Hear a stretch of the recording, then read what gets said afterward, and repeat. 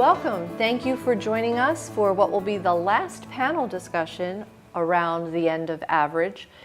We hope you enjoy this panel discussion as much as the others, and we want to encourage you to join us on September 11th from 7 to 8 p.m., where we're going to have a Twitter chat so everyone who has read the book can chime in and share their reactions to it. So thank you for being here today. What resonated with you the most about this book? Well, I think the question of are we really looking at averages in the right way, especially as educators, are we thinking about a one-dimensional approach to how we're looking at student learning? And Rose talks about making sure that we're coming at students in multiple ways, thinking about not just the IQ. In fact, what does that mean? We have two students with the same IQ that could have very different needs. And so I think it's something that we, as educators, really need to make sure that we're paying attention to. How about from the student perspective? For me, when I started reading, I realized that my mind was still stuck in the age of average. Growing up, I thought, there's one way to do things, there's one way to get to this level. I have to go to college, I have to go to graduate school, stuff like that. But now as I realize that at Frederick High School, it's known for its diversity, not just racially, but socioeconomically. So I know that, some kids go to these big fancy schools and others go, straight to work. So through the pathway principle, I realized that there's multiple ways to do things. So that really resonated with me. When I reflected on the book as we went throughout it, I was drawn back to third grade, my third grade year. It was in that year when I really got my passion to do what I'm doing today. During that time when I was in third grade, we took a standardized test, and that standardized test, the results determined what level you would be in when you went to the next grade. At that time, it was the California Achievement Test, the CAT test. And so in second grade, or at the beginning of third grade, the teachers, they started talking with my mother and saying, you know what, we think we want to skip him a grade because he's doing so well and really excelling. But then the results came in for the California Achievement Test. And the results, according to the teachers, were abysmal. And so instead of accelerating me, now they were talking about retaining me. But because they thought I had some potential, then they said, we'll move you on to the third grade, but we'll just put you in a lower group. And so where my entire career was in the highest level groups, and they were talking about skipping me a grade, all of a sudden, because of this one test, now I was going to be in the lower group. But then my mother came to the school, and she made a statement that really changed the dynamic of my educational path. And she just simply said to them, you do right by my boy. And she sat there and she advocated for me, and they had some discussions back and forth. The eventual result was that I was promoted to the next grade, but in the middle section of performance, just the on grade level. And I can remember being in the on grade level classroom and teachers drilling me and drilling me and drilling me, trying to prove that I don't belong there. And I can remember me knocking out question after question after question after question until they got exhausted. But then they still said, well, we're going to keep you in the average group. We don't want to promote you because I'm a twin. And my brother was in the above level group. And so they kept me there so that they would not get us too confused.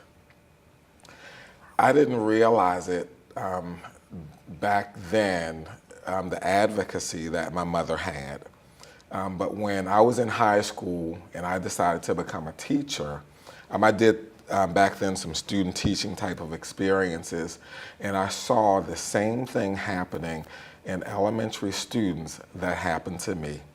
And yet no one was there to advocate for them.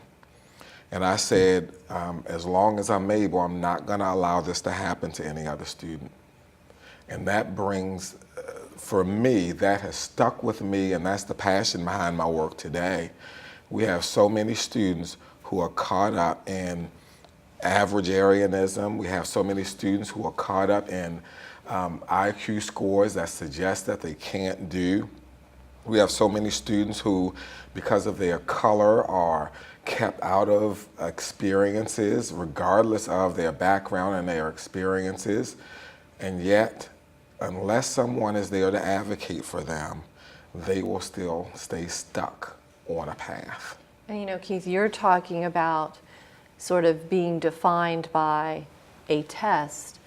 I can remember as a first grade teacher, and you know, Dr. Rose talks about that idea of we have 12 years, we're going to cover this, and you know, everyone has to fit into that model. Working with first graders, there were so many students who developmentally I knew with a little more time, or the kids who we could try to accelerate the learning. But again, that was the teacher trying to do it as opposed to just sort of opening, if we could have opened our minds to the idea of, let me take you where you are at your own pace. And so students that maybe by the end of first grade were saying to the parent, well, probably need to, they just haven't. No, because it isn't that arbitrary, this is the end of first grade. It's where is your child? Let's embrace all of the jagged pieces that are doing so well and showing such great strength. And here are the areas we're going to reinforce and support.